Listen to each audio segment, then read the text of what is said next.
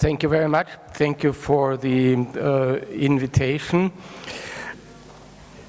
I want to start by saying that by nature, the European Left Party, which is a party consisting of 35 parties from 25 European countries, and it's still growing. At the forthcoming General Assembly next week, we will adopt additional parties in the ranks of the EL, is by nature an ecumenical party, meaning we exist in diversity. That means we do not give up our beliefs, but we try to contribute as good as possible to the common, from the point of view of the respective beliefs, which are by nature different. And saying this, I want to utter a reservation. I do not approve the thesis that the left in Europe is in retreat. First, because the picture is much more complex. There are parties who suffered defeats in the last month, and if you look into the concrete cases, you find out that in many cases it has to do with wrong strategic choices, or it has to do with leadership failures, and we have to be open and frank about all these issues. On the other hand, you have parties who have victories, who are victorious. Belgium, Ireland, in the Scandinavian countries, in Central and Eastern Europe, Slovenia, or newly created parties in Croatia. I was yesterday delivering a solidarity message for the huge protests in Serbia. 100,000 of people on the streets against violence, against domestic violence, against violence in the schools, against violence at the streets. But what is it in its substance? It's a call for peace. These are peace movements because it resists the cult of violence and the warmongering which permeates our societies, our institutions, and our mass media.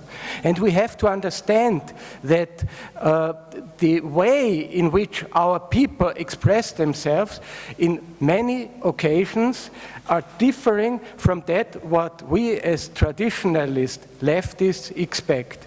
I mean, we see all over Europe a huge mass movement against the deterioration and the demolition of the welfare states, against the pension systems in France, against the demolition of the healthcare system in Spain, against the destruction of the educational systems for the right of the teachers in Portugal.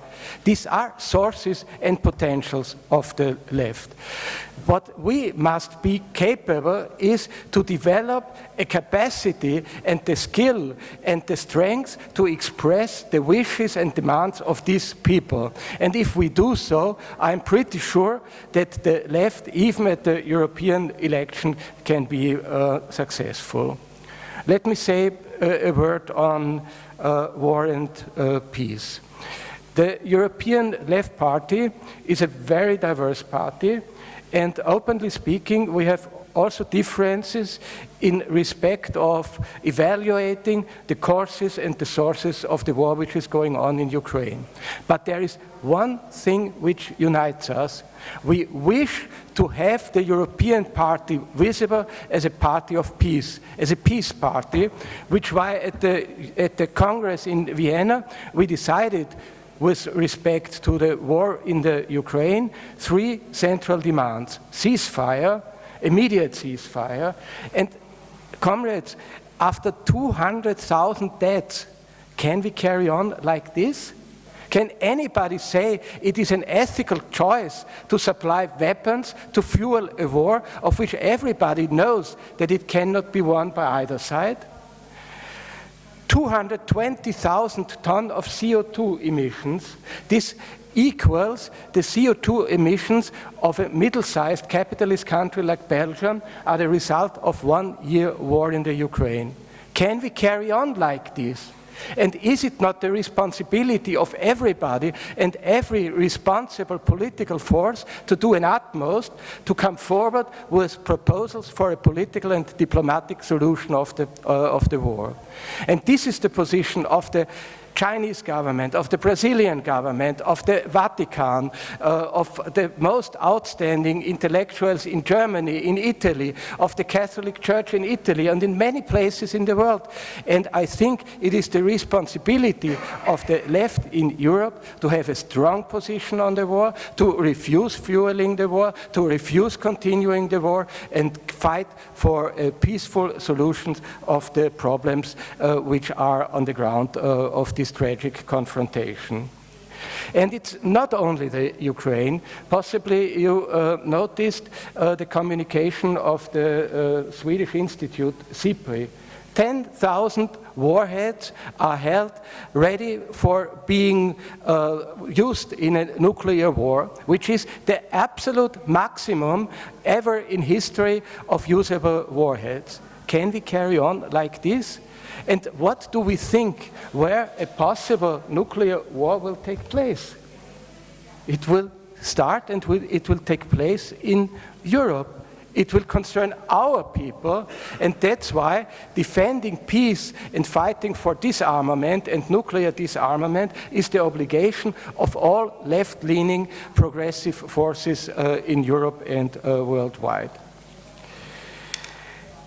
It was rightly said that we require a left which speaks to the people, which means that it puts center stage in its agenda the fight for decent housing, for dignified working, against precarious employment, against employment which are actually called self-employed but are nothing else but that what has been daily labor in the 19th century.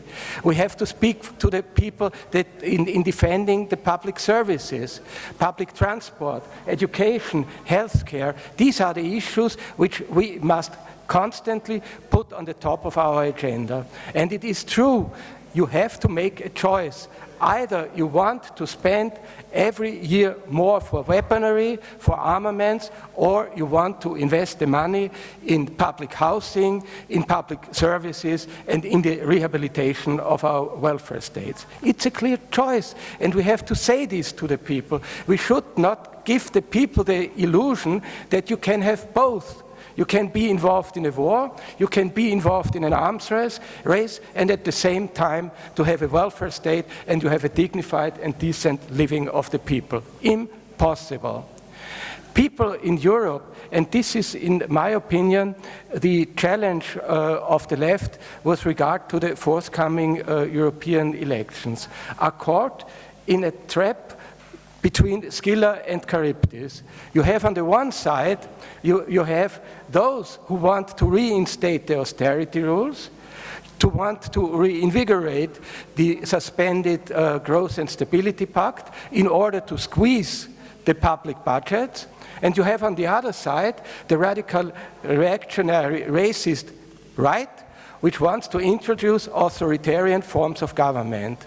And this is the moment in which our European left comes in. We have to show that there is a third way, which means opposing austerity and at the same time opposing the anti-human, racist, nationalist, misogyn agenda of the far right.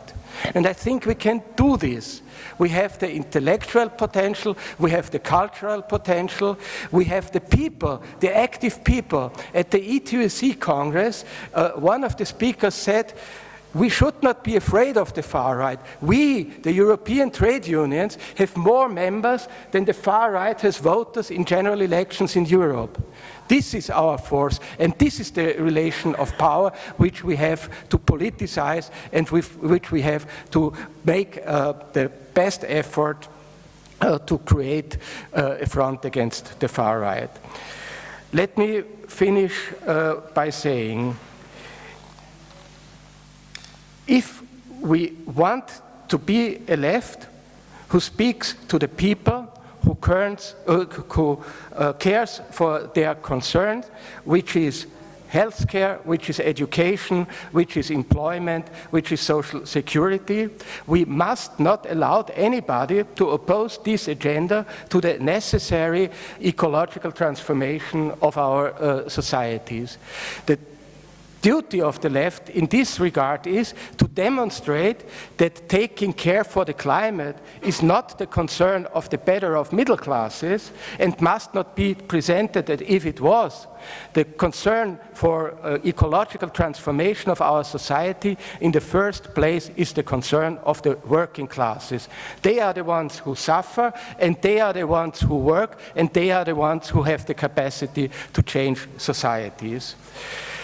In order to achieve this new alternative left, a long way is still to go to the European elections. However, there is also homework to be done. And the first duty in doing homework is we must create unity in our family.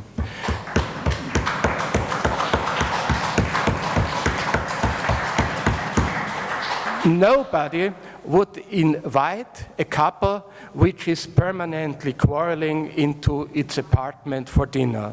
And nobody is voting for a left which gives the picture of a completely polemical, antagonistic, continuously quarreling formation. That is not serious, and this does not correspond to the seriousness of the situation in which we are in. In one word, dear comrades, we want to see a strong group of the European left in the European Parliament, and we want to see Italian MEPs in the European Parliament as well, as it has been for a very long time. Thank you very much for your attention. Grazie molto a Walter Baier. Posso dire, credo, a nome di Transform Italia, che per quanto ci riguarda faremo di tutto per avere una risposta positiva all'appello che adesso ci faceva Walter. Grazie a tutti coloro che sono stati presenti a questo incontro, ai rappresentanti dall'Arci, della CGIL, delle forze politiche, a Michele Santoro e così via. Grazie moltissimo agli interpreti, anzi alle interprete, grazie del vostro lavoro così prezioso, e appuntamento appunto a stare insieme. Grazie.